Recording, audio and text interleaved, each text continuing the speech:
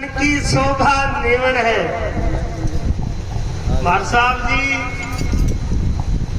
का जीवन वाकई ऐसी नम्रता से गया है। और जिंदा आदमी है ना, जिंदा यदि पानी में गिर जाए, में टैंक में, तालाब में, समुद्र में, बड़ा ही डूबेगा। और मुर्दा को डाल दिया जाए तो हाँ जी गिर जाएगा। अच्छा, जिंदा आदमी डूबता में कोई पकड़े जको भी डूब जाए, और मुर्दा के ऊपर बैठ जाए तो गिर जाए। कह रहे तुलसीदास जी महाराज जी के कोई जरूरी काम हो गया तो मैं मुर्दा पर बैठ गया बताए। और मुर्दा का मतलब निरअंकारी,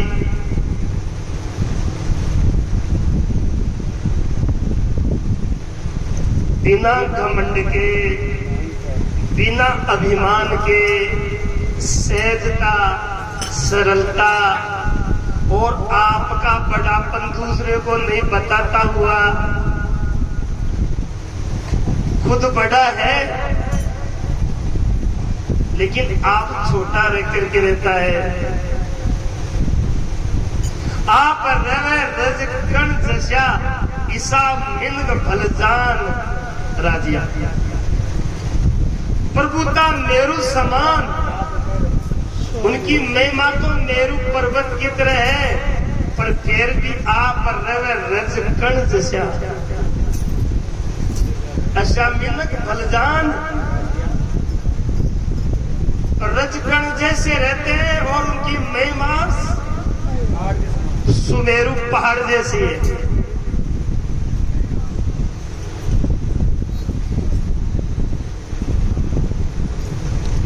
मस्तराम मुर्दों से बोले, कुछ हमसे भी बतलाओगे? मस्तराम मुर्दों से बोले, कुछ हमसे भी बतलाओगे? मुर्दों में से एक मुर्दा बोला, मुर्दों में से एक मुर्दा बोला, मर जाओ तो सुख पाओगे। अवसर है अनमोल, अवसर है अनमोल, काम कुछ ऐसा कर जा, पाकर गुरु से ज्ञान, यार मरने से पहले ही मर जा। पाकर गुरु से ज्ञान, यार मरने से पहले ही मर जा। अपने घट में बैठ निरंतर, अपने ही घट में बैठ निरंतर, न किसी के घर जा। प्रभु नाम का, गुरु नाम का सुमरन करके भवसागर से फिर जा। पर पाकर गुरु से ज्ञान, यार मरने से पहले ही मर जा। जीते जी मरजीवा समदा दसे, तनमन सुरत समाय, बीच कहूं अटके नहीं, शीत समाले जाय। रमैयो को ने 20 रूमन सदगुरु दियो बताए। उनको शास्त्रों में मरजीवा कहा। वो जीते जी इस शरीर, अपना जो शरीर है, जो देव हम की जो भ्रांति है, इससे निवृत्त हो गए। जीवो हम, इसकी जो भ्रांति है, अहंकार है, उससे वो दूर हो गए। शिवो हम, ऐसी अनुभूति वो जीते जी पा गए। 4 प्रकार के, 4 प्रकार के हमारे शास्त्रों में आभास बताए। एक तो देहात्म अध्यास, देहात्म आभास, एक इंद्रियात्म आभास, एक ज्ञानात्मक अध्यास। एक तो कहता है देह मैं हूं, ये अध्यास, ये ब्रह्म। एक कहता है देह तो मैं नहीं हूं, लेकिन इंद्रिया में हूं, मैं देखता हूं, मैं खाता हूं, मैं सुनता हूं, ये अध्यास है। एक कहता मैं ज्ञानी हूं, मैं जानकार हूं, मैं वक्ता हूं, ऐसा अभिमान। ज्ञानाभ्यास, ज्ञाना मतलब उसको शास्त्रों में कहा मनसातम। और फिर है चौथा है इंद्रियातम, देहातम, इंद्रियातम, मनसातम और ज्ञानातम। ये 4 आवास हमारे शास्त्रों में लिखे हैं। लेकिन इससे आगे वो विद्वान ज्ञानी आगे पहुंच जाता है अध्यात्म, अर्थात शिवोहम। शिवोहम की जगह भी सर्वोहम, सर्वखलम विदम ब्रह्म नेनानास्ति किंचन। इसलिए ये ज्ञान प्राप्त करने की जो स्कूल है वो सत्संग है। इसलिए महात्मा ने कहा सत्संगत में जाना चाहिए, कष्ट पड़े सो सहना चाहिए, कटु वचन नहीं कहना चाहिए, सभा बीच में आए के तुझे भजन सुनाना चाहिए, मानुष योनि पाए के लिए तेरे गुण गाना चाहिए। धर्म कर्म कुछ करना चाहिए, पाप कर्म से डरना चाहिए, दिल में धीरज धरना चाहिए, हरिचरणा चितलाए के कुछ प्रेम बढ़ाना चाहिए, मानुष योनि पाए के लिए तेरे गुण गाना चाहिए। सत्य पर डट जाना चाहिए। इस संसार में साचे बाचे राम राजे, सत्य में जयते। सच्चाई छुपती नहीं बनावटी वसूलों से, सुगंधी आती नहीं कागज के फूलों से। इस जीवन में व्यवहार में सत्यता को अपना लेना ही परमात्मा को प्राप्त करना है। भागवत का एक मूल मंत्र है सत्य परम धीमहि। यदि वो वक्ता कहता जैसा है तो भागवत कथा भगवान तुरंत ही फल देगी, और कहता कुछ है कुछ तो धोखा है, दंड मिलेगा। श्रोता वही है कि जो सुने उसको गुणे और फिर जीवन में चुने। एक महात्मा भागवत कथा सुना रहा और वह कथा में श्रोता में कहे तो वह श्रोता कहे सत्य वचन महाराज, सत्य वचन महाराज। महात्मा ज्ञानी मैं सोचा ए लोग कह रही है वास्तव में सत्य वचन समझ में आवे। तो महात्मा बोला सुनो, एक 10 किलो की बेली ही गुड़ की क्या सत्य वचन महाराज, पर 10, 50, 100 माखिया बैठगी क्या सत्य वचन महाराज, और वह माखिया बिन पाखड़ा में दबार ले उड़गी क्या सत्य वचन महाराज। महात्मा बोले रे ऐसा श्रोता मन ही किटाऊ मिले होते।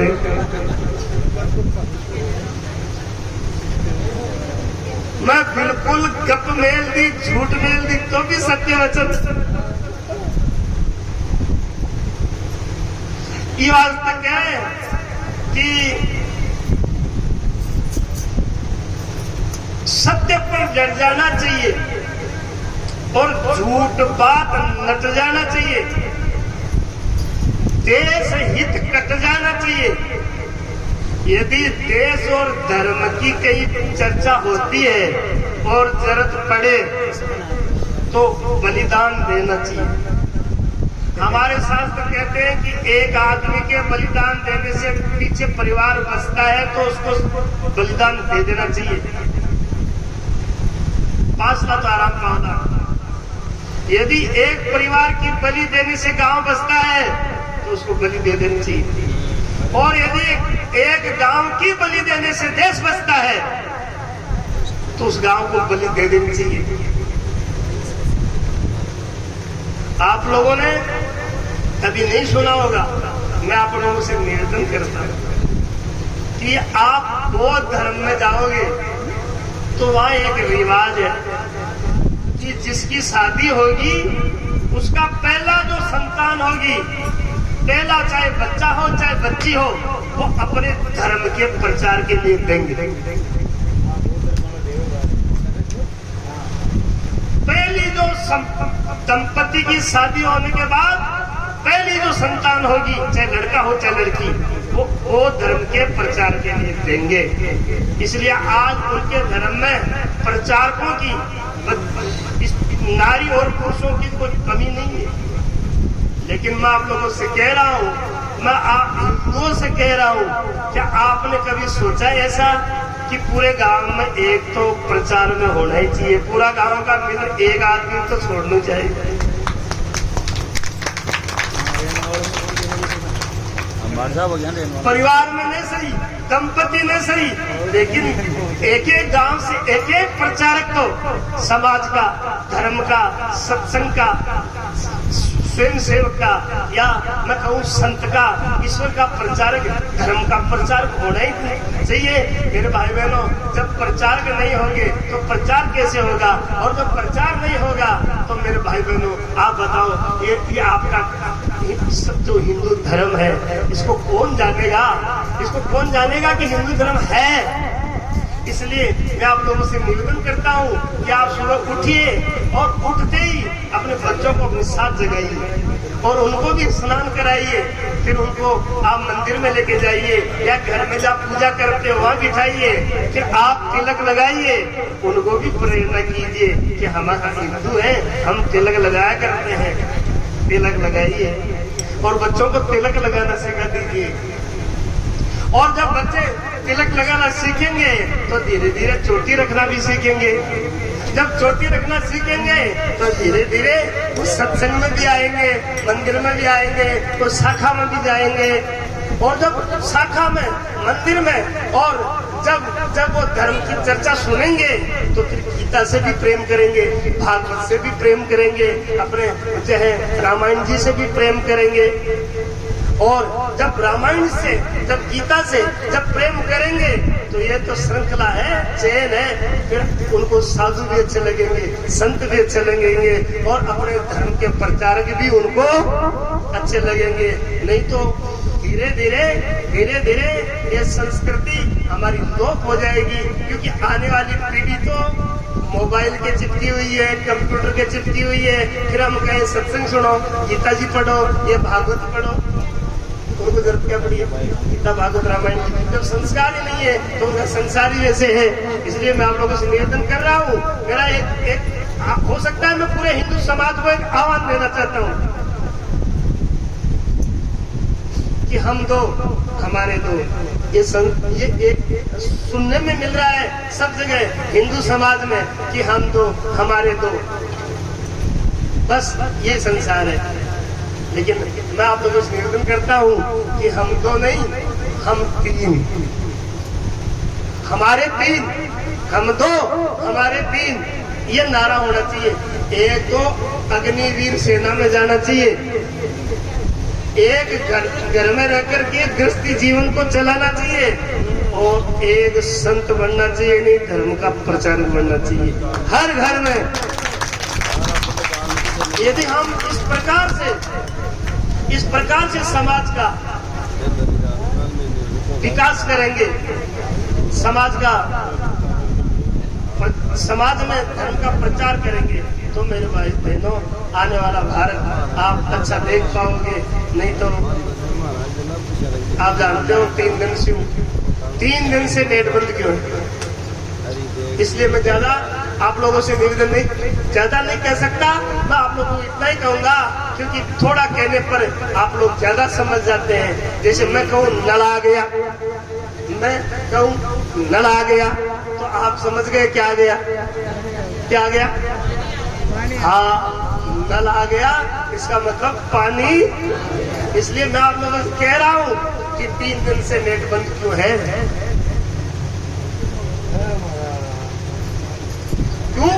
क्योंकि हम दो हमारे दो, दूसरे लोगों की स्कीम है हम 4 हमारे 40। तो आपके तिलक पहले भी चाट गए थे, आपकी चोटियां पहले भी कट गई थी, टोपियां आ गई थी, और पहले आपके मंदिर, आश्रम और ये सब मंदिर बनाना, आश्रम बनाना, ये कोई बहुत बड़ी बात नहीं है। लोग उसको हटा करके नमाज पढ़ना शुरू कर देंगे। इतनी बड़ी बड़ी बिल्डिंग है, पहले भी टूटी है, फिर टूट जाएगी। ये तो आप लोग से निवेदन करता हूँ कि आप लोग जरा सचेत हो जाए, सावधान रहे और चिंतन करें इस बात का। इसलिए मैंने नहीं कहा, मैं तो आपको आज कह रहा हूँ, ये हरिनारायण जी महाराज का वचन है। इन्होंने कहा देश हित कट जाना चाहिए। दुर्बल के अपराध में दिल में गम खाना चाहिए। मानुष योनि पाए के नित हरि गुण गाना, गलती पर पछताना चाहिए। हम मनुष्य हैं, मानव है, हमारा स्वभाव है गलती करना। हमसे गलती हो सकती है, तो गलती होने के बाद में हमें क्षमा याचना कर लेनी चाहिए। भाई ये गलती हमसे हो गई, कोई बात नहीं, हमको माफ कर दो। और एक बार, दो बार, तीन बार माफी मांगने के बाद यदि कोई माफ नहीं करे तो उसको क्या करोगे आप? हमारे मार साहब कह रहे कि मैं आंसू निकाल दिया, इस अवसर ने मैं रो लियो, फिर भी उसको दया नहीं आई। मैं आपको एक बात बता दूं, एक सूत्र बताऊं, यदि आप में क्षमा करने की ताकत नहीं है तो आप कभी भी चिंता से मुक्त नहीं हो सकते। आप रात दिन डिप्रेशन में, रात दिन तनाव में, रात दिन ईर्ष्या में, रात दिन राग द्वेष में घूमते रहोगे यदि आप में क्षमा किसी की गलती को माफ करने की शक्ति आप में नहीं है। क्योंकि अंदर अंदर छीनते रहोगे, अंदर अंदर घुटते रहोगे। इसलिए ये सबसे बड़ा एक मार्ग है, जिसकी गलती हो जाए उसको आप नजरअंदाज कर दो, उसको माफ कर दो। वैसे जीवन में तीन चीज सुख से जीने के लिए जरूरी है। तीन चीज क्या? एक नंबर नजरअंदाज कर दो। 2 नंबर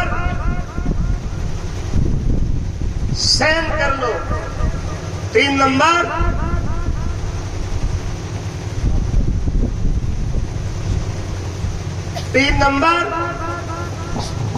अनदेखा कर दो, जैसे देखा ही नहीं आपने। बहुत कुछ हो गया लेकिन आपने देखा ही नहीं। हाँ भाई पता नहीं हमको क्या हो गया, पता नहीं। यदि ये सूत्र हमारे जीवन में आएगा तो हम शांति से, हम सहजता से, सरलता से इस मनुष्य जन्म का आनंद ले पाएंगे। नहीं तो सत्संग हो रही है, वो इतनी देर ही आप लोगों का आवाज समझ में आवेली, और सत्संग से बाहर निकला बाद में मैं खाती से सो और कोई गुआड़ी और कोई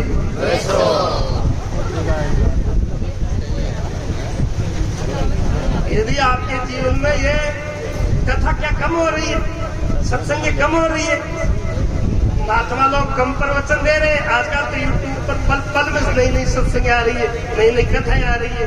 फिर समाज में दिन दिन विकृति बढ़ती जा रही है। कारण कभी चिंतन किया? पहले इतनी कहाँ सत्संग होती थी, इतनी कहाँ कथाएं होती थी, फिर भी लोग सदाचार से रहते थे, प्रेम से रहते थे, व्यवहार से रहते थे। और इतनी सारी सत्संग सुनाने के बाद भी आज हर घर में कलह, हर घर में डिप्रेशन, तनाव, मनमुटाव, बिखरा। कारण एक ही है कि हम सुनते तो हैं लेकिन सुनते नहीं, और सुन करके फिर हम सुनते नहीं। इसलिए मैंने क्या बोला ये ज्यादा महत्वपूर्ण नहीं है, आप लोगों ने क्या सुना ये ज्यादा महत्वपूर्ण है। और जीवन में सुनना, सुनना और चुनना ये बड़ी चीज है। इसलिए पद में कहा गलती पर खिसकाना चाहिए, मूर्ख को धमकाना, हरिनारायण गाना चाहिए। आप और हम तभी भगवान के भजन कर पाएंगे जब हमें शुरू से संस्कार रहेंगे। अचानक लाकर के आप सत्संग में बिठाओ देंगे किसी को, वो कितनी देर बैठेगा? कितना ही अच्छा प्रवचन करो, कितना ही अच्छा गायन करो, वो 1 घंटा आधा घंटा बाद में कहेगा बस मरता बस रोज। क्यों? संस्कार ही नहीं अंदर, उन्हें प्रेम ही नहीं अंदर। और उसे फिल्म में ले जाके बैठा दो, नाटक में ले जाके बैठा दो, और कहीं सिनेमा हॉल के सामने ले जाके बैठा दो, पूरी रात बैठा रहेगा। कारण उसका उधर लगा, वो तो जिसका जहाँ प्रेम है वो वहीं जाता है। इसलिए हमें शुरू से ही समाज में संस्कार देने होंगे। और आप जानते हो कि हनुमान जी महाराज जब लंका में गए और सीता माता की खबर लेने के लिए, तो सबसे पहले वृक्ष की शाखा पर बैठे थे जहां से उन्होंने मुद्रिका गिराई थी। इसलिए मैं तो कहता हूँ कि समाज में, हमारे देश में डॉक्टर हेडगेवार जी ने 1925 से जो शाखा चलाई, उसमें जाकर के आप बैठना शुरू करें, परिवार को बैठाना शुरू करें, बच्चों को बैठने की सलाह दें। तो मैं जानू जब हनुमान जी शाखा का सारा लेते हैं तो आप और हम क्यों नहीं लेना चाहिए? हमको लेना चाहिए, विचार करना चाहिए, आगे बढ़ना चाहिए। बोलो सच्चिदानंद भगवान की, भारत माता की।